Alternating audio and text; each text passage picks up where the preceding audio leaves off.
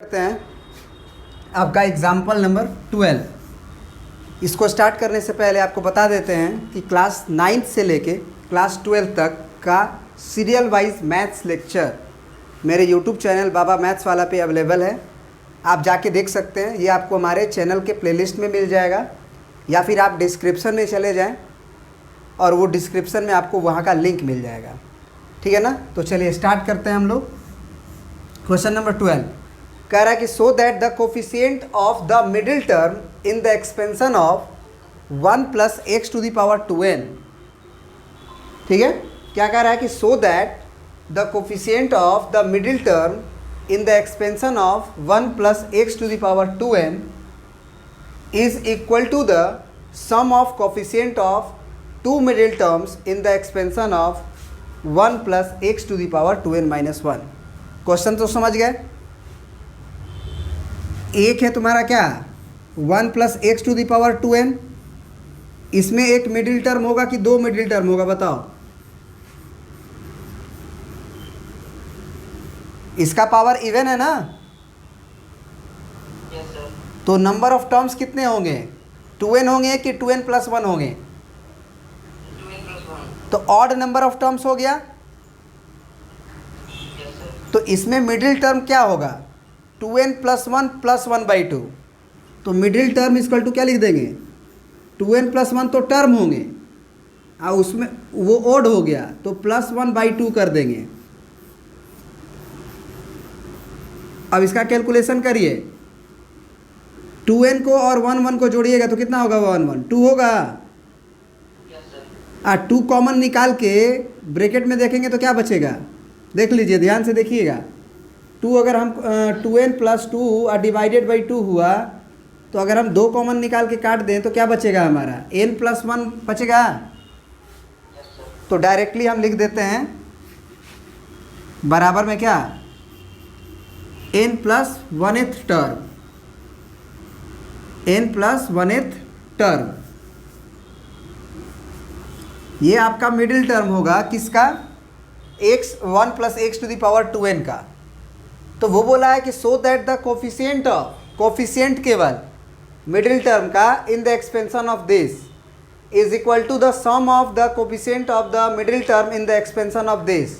अब ज़रा बताइए आप हमें कि सबसे पहले काम करते हैं ना इसका मिडिल टर्म निकाल लेते हैं। तो मिडिल टर्म का कोफिशिएंट अगर निकालना हो तो क्या होगा coefficient of n plus 1th term. तो आपको पता होगा ना कि जनरल टर्म क्या होता है इसका NCR होता है। तो यहाँ पे अगर n प्लस 1 है तो n प्लस 1 की जगह पे क्या लिखेंगे यहाँ पे हम N plus 1. नहीं n प्लस 1th टर्म पे जाना है तो n लिखेंगे। Yes, sir. N. ये ऊपर एक्चुअली 2n होगा क्योंकि ये पावर में क्या है 2n है। तो 2nCn ये हुआ n प्लस 1th टर्म के लिए क्योंकि आपको मालूम होगा ना कि इसको लिखा जाता है tn प्लस 1 और जब आप tn प्लस 1 लिखते हो तो a को कम लिखते हो है ना। समझ रहे बात को। Yes, sir. तो कोफिशिएंट केवल इतना ही होगा क्योंकि उसके बाद तो 1 पे पावर जाता है 2n माइनस n और x पे पावर जाता है n। तो कोफिशिएंट केवल इतना ही होगा। क्लियर है। Yes, sir. अब आते हैं हम लोग इसमें है ना।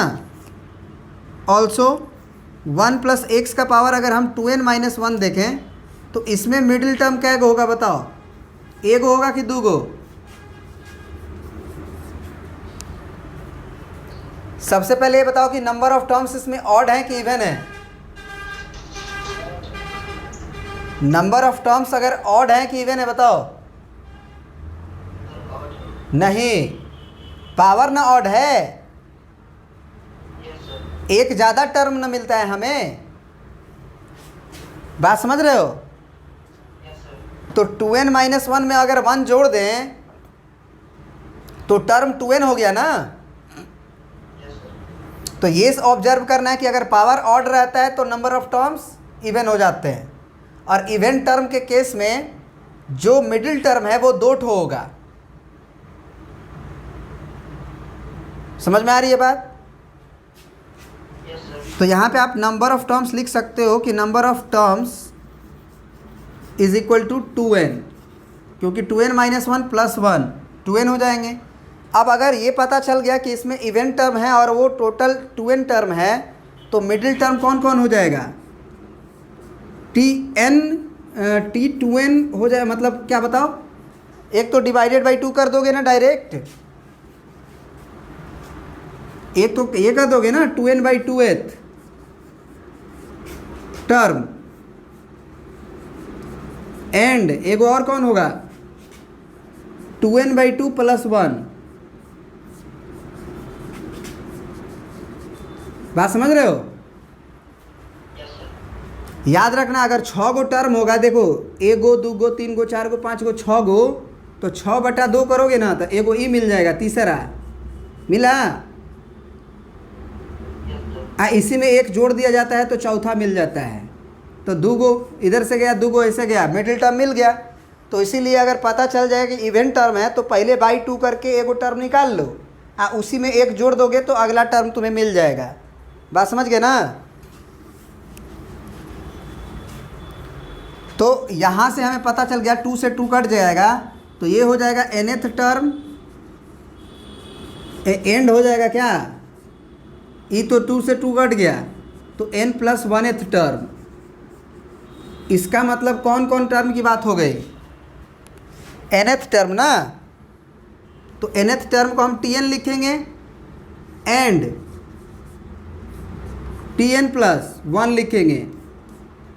कोई दिक्कत?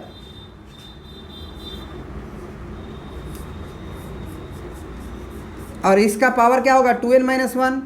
तो अगर हम tn बोले और tn प्लस 1 टर्म बोले, ये nth टर्म की बात हो रही है और nth प्लस 1 टर्म की बात हो रही है इसकी, तो ज़रा बताओ, यहाँ तो ऊपर में तो 2n-1 ही लिखेंगे, c के नीचे क्या लिखेंगे? अगर हमको tn लिखना है तो बोलो, अगर हम तुम्हारा nth टर्म लिखना चाहते हैं तो ये हम क्या लिखेंगे? 2n-1 तो पावर को पकड़ के लिखेंगे ना भाई इसको।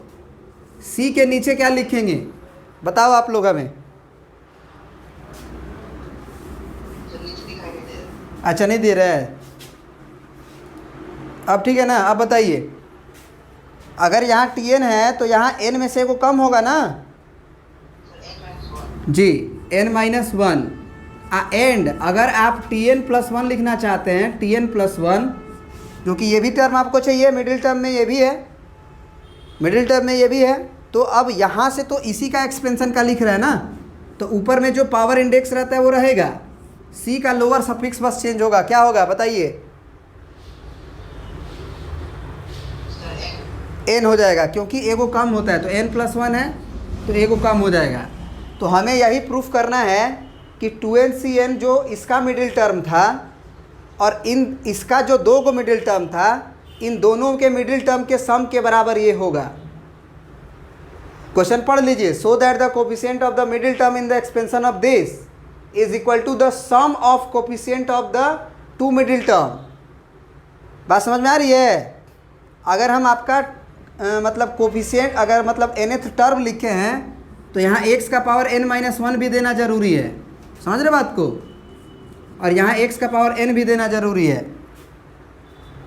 क्योंकि हम tn टर्म लिखे हैं ना। अगर कोफिशिएंट की बात होगी तो केवल 2n-1 cn-1 होगा। समझ रहे बात को? Yes sir. तो अब उसको थोड़ा सा लिखेंगे, इतना प्रिंट कर लीजिए पहले। चलिए, तो ये लाइन आप लिख लीजिएगा कि coefficient of nth and n plus 1th term in 1 plus x to the power 2n-1। अगर आपको अगर nth मतलब क्या चाहिए, कोफिशिएंट ऑफ क्या लिखा हुआ था, nth टर्म ना, सॉरी मिडिल टर्म का सम था ना। तो मिडिल टर्म में हमारा क्या क्या मिला था? nth टर्म मिला था और n प्लस 1th टर्म मिला था। तो nth टर्म का कोफिशिएंट क्या होगा आपका इसमें? तो nth टर्म के लिए c के नीचे क्या चाहिए आपका? n-1, क्योंकि जो nth टर्म होगा वहाँ पहुँचने के लिए आपको n का वैल्यू n-1 डालना पड़ेगा। तो 2n-1 हुआ। और यहाँ से n प्लस 1वां टर्म जो होगा उसका कोफिशिएंट की अगर बात किया जाए तो वो 2n-1 cn होगा। तो हमें क्या प्रूफ करना है वी हैव टू प्रूव कि पहले वाला जो एक्सपेंशन ये था, इसका मिडिल टर्म जो आएगा 2n/cn वो किसके बराबर होगा, इन दोनों मिडिल टर्म के सम के बराबर। मतलब 2n-1 cn-1 अब प्लस 2n-1 cn के बराबर, ये हमें प्रूफ करना है। समझे बात को? प्रिंट करिए पहले इतना। अब चलिए इसको प्रूफ करते हैं, ठीक है। इसको हम प्रूफ करते हैं कि 2n/cn बराबर 2n-1 cn-1 और प्लस 2n-1 cn के बराबर कैसे होगा। एक काम करते हैं, सबसे पहले हम लोग RHS को ना ले लेते हैं और RHS को प्रोसीड कर देते हैं। तो RHS में आपका 2n/cn-1 है और प्लस 2n-1 cn है। सबसे पहले बताइए, इसको अगर हम ब्रेक करेंगे तो ऊपर का फैक्टोरियल ऊपर होगा और नीचे का फैक्टोरियल नीचे, और दोनों को घटाइएगा तो 2n में से n जाएगा तो n बचेगा, -1 में ये 1 घटेगा, -1 तो +1 हो जाएगा, तो यही ना बचेगा। 1 कैंसिल आउट हो जाएगा, 2n में से n गया n, फिर प्लस 2n-1 का फैक्टोरियल। फार्मूला यही है ना, ऊपर का फैक्टोरियल ऊपर, नीचे का फैक्टोरियल नीचे, और दोनों को घटाइए। तो अभी घटाइएगा तो क्या होगा, 2n में से n गया तो n बचेगा और ये -1 रह जाएगा। क्या ये बात समझ में आई? बोलिए। अब यहाँ पे हम क्या कॉमन ले सकते हैं, ऊपर से 2n-1 का फैक्टोरियल कॉमन हो जाएगा। ये कुछ सेम ही है क्या? ये दोनों तो सेम ही है ना, बस ये उल्टा लिखा हुआ है, तो ये तो हो गया ना भाई। समझ रहे बात को? ये दोनों एक ही बात लिखा हुआ है, तो अगर दोनों बात एक ही लिखा हुआ है तो 2 टाइम्स ऑफ क्या लिख देंगे, 2n-1 का फैक्टोरियल डिवाइडेड बाई n-1 का फैक्टोरियल और n का फैक्टोरियल। समझ में आया बात? अब जो हमें प्रूफ करना है ना, उसको देखो ध्यान से। जो हमें प्रूफ करना है, हमें प्रूफ करना है 2n/cn के बराबर। तो 2n/cn को देखो जरा करके, तो ऊपर का फैक्टोरियल ऊपर, नीचे का फैक्टोरियल नीचे, इसमें से इसको घटाओगे तो क्या होगा, n का फैक्टोरियल आएगा। यही आएगा ना?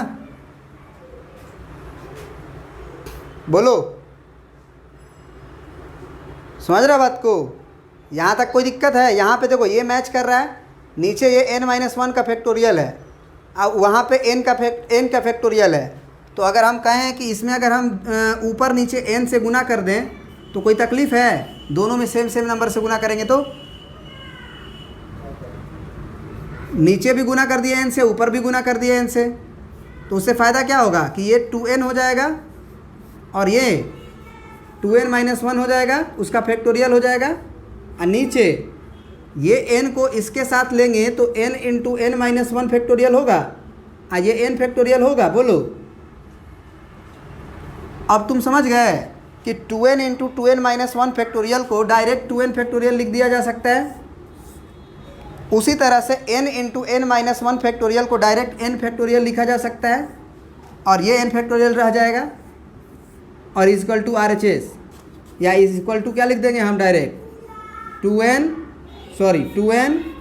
और cn बराबर है ना, प्रूफ्ड हो गया। यही बात ना प्रूफ करना था। बात समझे कि नहीं समझे?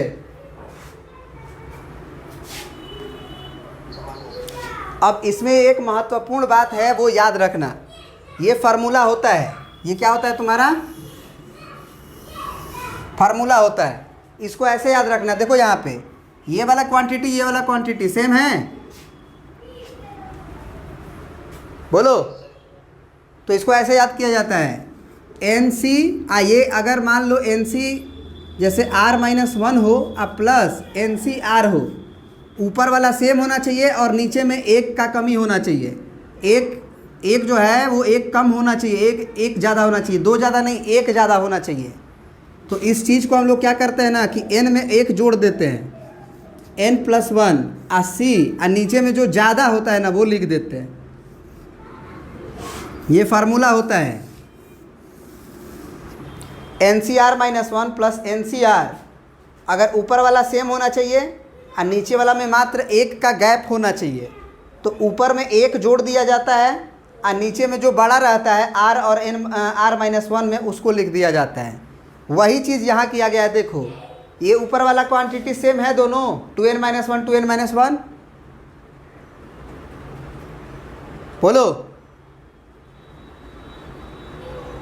और नीचे एक का कमी है दोनों में, इसमें और इसमें एक का गैप है, तो ऊपर वाला क्वांटिटी में 2n-1 में एक जोड़ोगे अगर, तो 2n-1 अब +1 एक जोड़ना है ना, बताए थे ना कि अगर सेम होगा तो एक जोड़ना है, तो इसमें एक जोड़ दिए। और सी में जो बड़ा है नीचे, n-1 बड़ा है कि n बड़ा है, तो n लिख देंगे। क्या यही वाली क्वांटिटी LHS में लिखी हुई है? तो ये फार्मूला बहुत ज़्यादा जगह आता है, इसको याद रख लेंगे, अच्छी बात है। अगर आप IITs वगैरह का तैयारी करोगे तो इस तरह का 4-5 फार्मूलाज आपको बताया जाएगा, जो मैक्सिमम अकरिंग चीज़ है, बहुत बार आता है। तो बहुत बार आता है तो उसको रिजल्ट की तरह हम याद कर लेते हैं, क्योंकि बार बार हमको इस तरह से कैलकुलेशन नहीं करना पड़े। तो वो चीज़ हम बताएंगे आपको उस मतलब IITs वाले लेक्चर्स में, ठीक है ना। बस ये NCERTs है तो NCERT ही रहने देंगे। प्रिंट कर लीजिए।